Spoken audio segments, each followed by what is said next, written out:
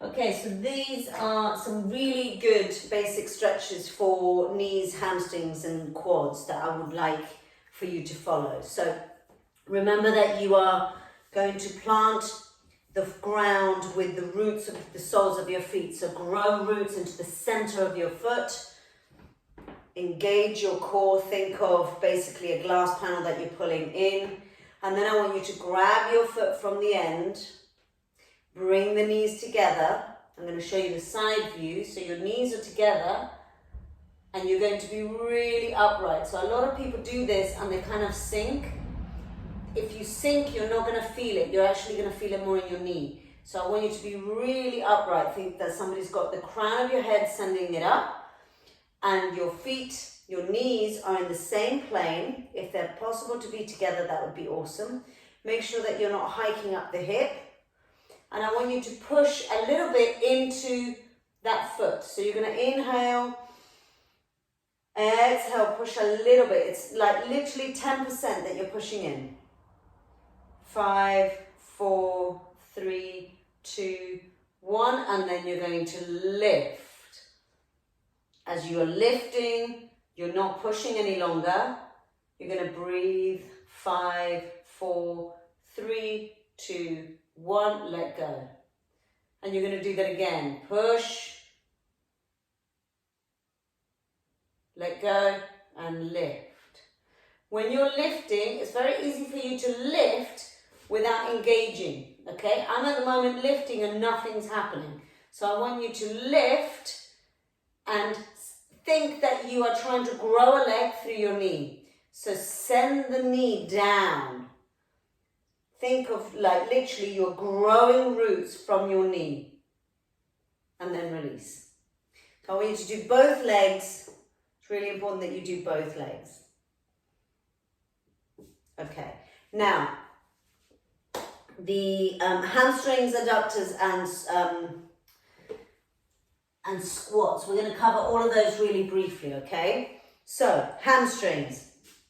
I want you to take a step forward. Hips are facing forward. So if you imagine that you have you have lights of a car here. If you're in this position, it's not going to work. They need to be stacked next to each other. So one foot in front of the other, and I want you to hinge from your hips. So the feet are planted and you're just hinging straight back, straight back, straight back, straight back. You're going to feel this a lot in your hamstrings. You can put your hands here, you can put your hands here. If you're going to put your hands here, it's going to bring a lot more weight to the legs. So you're going to have to really grip your core and grip in here. So inhale there. Pull in with your navel to come back up. Engage that glute. Inhale. Exhale. Make sure that the hips are stacked. They're straight in front of each other. I'm not curving my spine. It's really amazing stretch for the hamstrings. It's actually hamstrings and gastrocs at the bottom. And then come back up. Swap legs. Now you need to, it's not a quick movement. You need to stay in it for about 3-4 breaths. The more you lengthen the spine and the more you think of sending the hips that way and your foot that way, you're kind of ripping the mat, the more you're going to feel it. Engage your navel, bring your navel into your spine and then come back up. Beautiful. So that's a really simple one that you can do. The other one is the one that I showed you on the chair, but if you don't have a chair, you can do this standing. So I want the foot to be crossed over in a number 4. I want you to come down into a seated position. Now, when you're in the seated position, you need to have a straight back. Engage your belly button so you're not wobbling all over the place. Shoulders are down. And the point is that you're trying to send your sternum into your gastroc or your shin bone. It's going to really go into that hip joint. So I'm going to show you the side view. with the other leg. So you start off there, you bend, your back is straight, shoulders are down, you hold on to your knee and your ankle, and you come forwards. Now it's not that, because that's going to do nothing. It's a straight back. You're sitting into your sitting bones and you're sending your chest to your shins.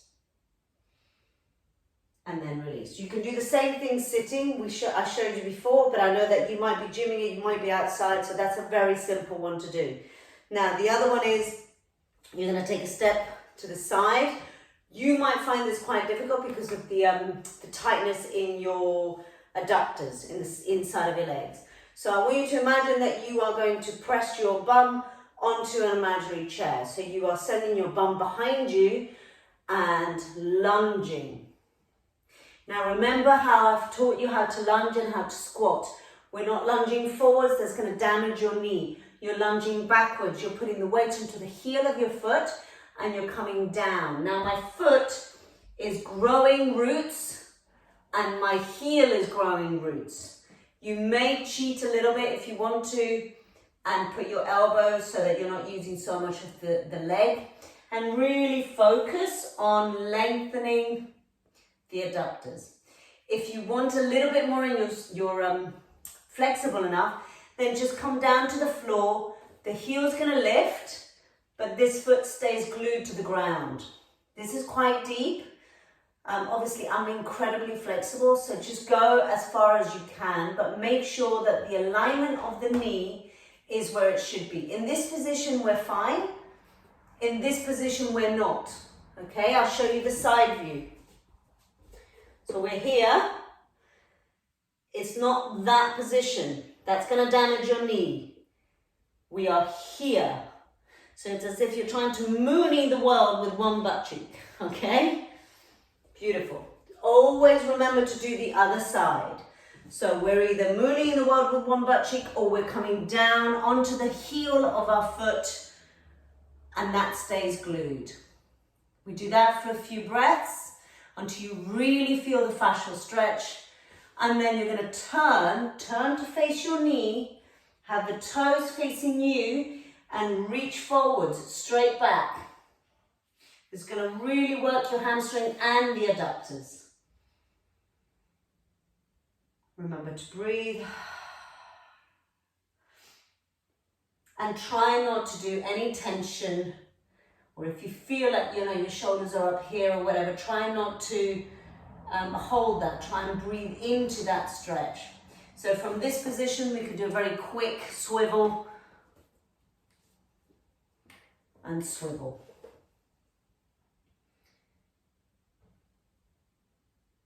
Now, it's really important that you're doing these stretches, especially after training, otherwise you are going to damage your knees further. Now, a very quick one about squats. If you remember, we talked about it. I want you to be squatting there. Okay, if you want to do a low squat, which is fine, make sure that you are, making the train tracks with your knees so that we're not kind of coming in or coming out with one of them. So you're going to place the weight on the heels of your feet, back as straight. Keep going, keep going, keep going down.